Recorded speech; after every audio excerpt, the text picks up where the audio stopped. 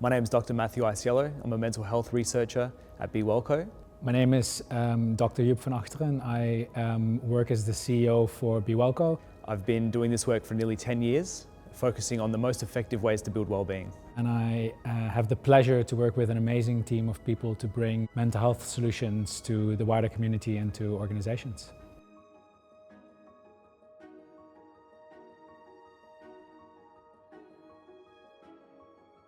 Languishing is a mental state where we have low levels of well-being. So it's not having depression, it's not having anxiety or stress. So people wouldn't be diagnosed with a mental illness, but you're not necessarily mentally healthy either. They're kind of in this middle ground. You feel a bit stuck, stagnant. You don't necessarily have a sense of direction in your life.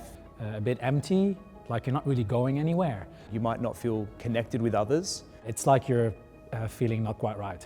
Languishing is this issue that sort of flies under the radar. People who are languishing don't show up basically when we assess for levels of distress. One of the things that makes it easy for someone to realize they have something that they need to change is if we give it a name, if we give it a label.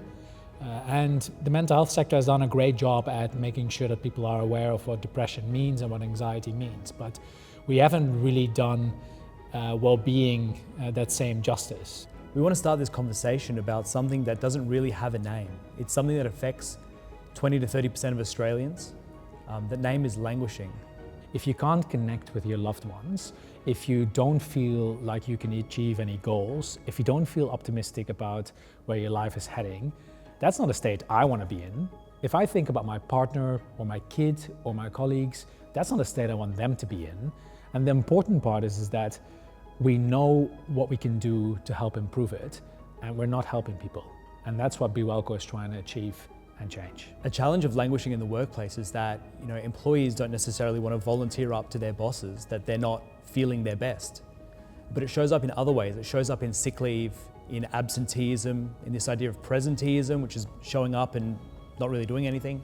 They aren't as productive as they would be, and that's costing businesses quite a lot. That's why Wellbeing is really invested in working together with other organisations to make sure that these evidence-based solutions are making their way into the community. It's an opportunity for us to start to bring solutions that we know work from around the world to help these people before they fall into mental illness in the future.